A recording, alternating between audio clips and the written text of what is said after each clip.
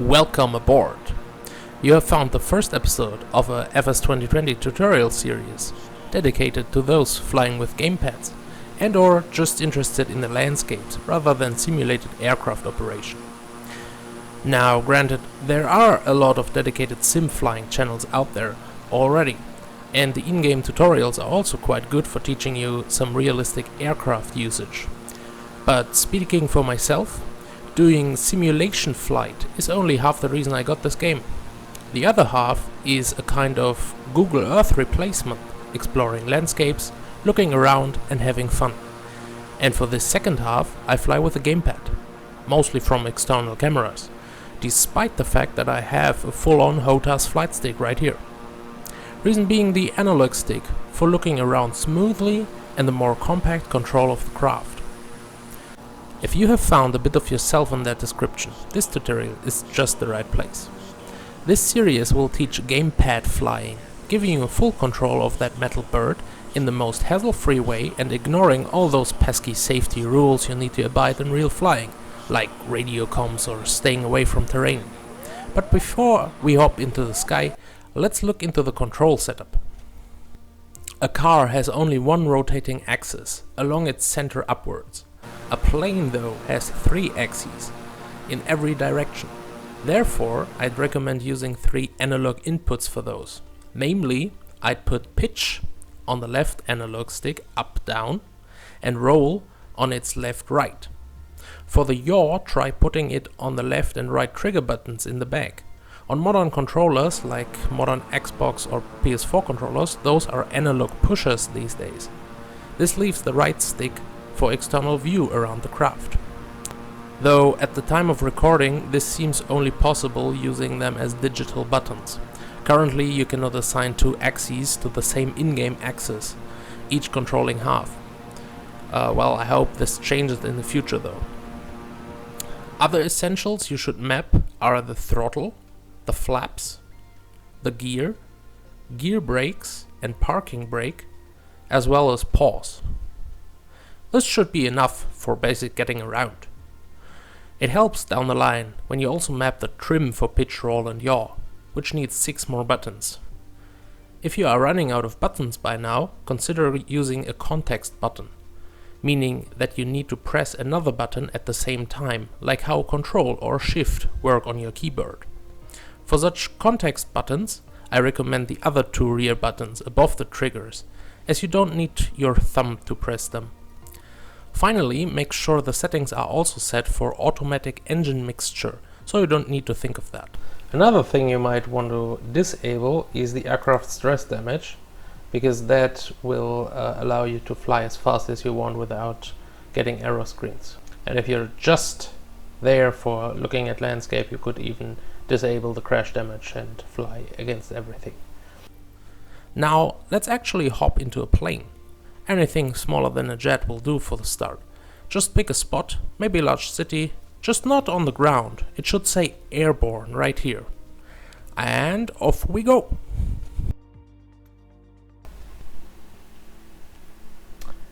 Now here we are in the skies above Iceland. When you start, the plane should be in a quite stable position. You might want to switch to outside view. Oh, that glacier looks very nice. Okay, let's get into it. Now, control surfaces.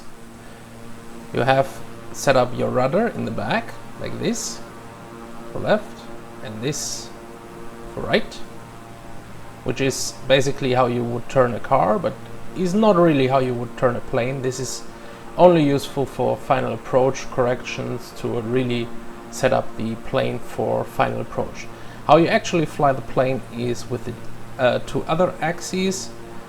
If you pull the left stick towards you, you will go up. If you push it away from you, you will go down. If you turn it left, you roll left. If you turn it right, you roll right. Now how to fly, where you want to go. If you have made up your mind where you want to go, you need to turn somewhere. And how you turn effectively in an airplane is always upwards. because the wings are generating lift upwards, and that is the area of least resistance for turning as well. So if you want to turn actually right, don't do this, because this will take forever. Rather do a slight roll to the right and then pull upwards until your nose looks into the direction where you want to go, and then you roll straight again.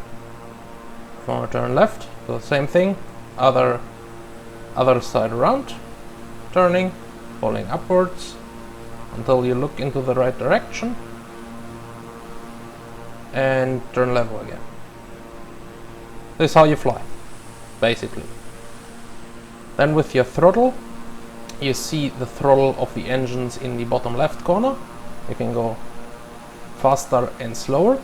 There are no brakes. On most planes there are no brakes. This is like a boat. If you want to go slower, you take out the power and you wait for the air drag to slow you down, like a boat on a lake. If you want to go faster, you go faster with more engine power. You see the airspeed is now in the red. That is a limit of the airframe, depending on the plane you're using. But I turned off that damage. If you have turned that still on, then you might get a crash screen and game over if you go too fast. Especially going into deep dives, you will go fast very quickly. Another color that is important is the white bar. I will show you that when we go quite slowly upwards now. Look on the airspeed bottom left. There's the white bar. That is the flap bar. That is where you have lift when your flaps are extended. And now we are in the red. That is stall speed. You cannot fly in this. That's why the plane, I haven't done this dipped forwards. That's the plane doing it on its own. Because it lost all the lift and now it goes down again. If you have your flaps extended, if you can control them by your controls that you have set up, then you can actually maintain flight below the green line. The green line is where you can fly without flaps. The white line is where you can fly with flaps. And once you reach the bottom of the white line, you will fall out of the sky. Now let's get back into some power. Go deeper a bit. Other things, you see the flaps and the trim. The trim is useful for if your plane has some movement into one direction and you want to compensate this. Like now it's going down, and if I start trimming it, might take a while because the trim is quite slow in reaction, but it should eventually stop that movement. Trim works the same way as the normal 3 axes, to stop you moving into one direction. Then there is the altitude in those are not meters, those are feet, I guess, and the airspeed is in knots. I don't know why the whole world uses the imaginary freedom units of that country. I don't know, but they do. I don't know what a knot is. Maybe battleships over horse seconds, I don't know. Divided by, or no, take it by 1.8, I guess, and you roughly get kilometers per hour. And the feet you divide by 3 and you roughly get your height in meters. So 6,000 feet would be 2,000 meters. On the far right, the last meter you see there is your descent and ascent rate, where you can see how far you're changing altitude. Especially important when you're flying through clouds and you don't see the ground, what it's doing, how it's moving and everything. Yeah, the compass is pretty self-explanatory, and that's it. Yeah. Alright, that should get you going for now. Next time we will see how to take off and land quickly, without worrying about radio comms or approach vector stuff. You know how YouTube works to get notified once that's ready, right? Until then, I wish you a beautiful day and have fun flying. I've been Skyrex, cheers!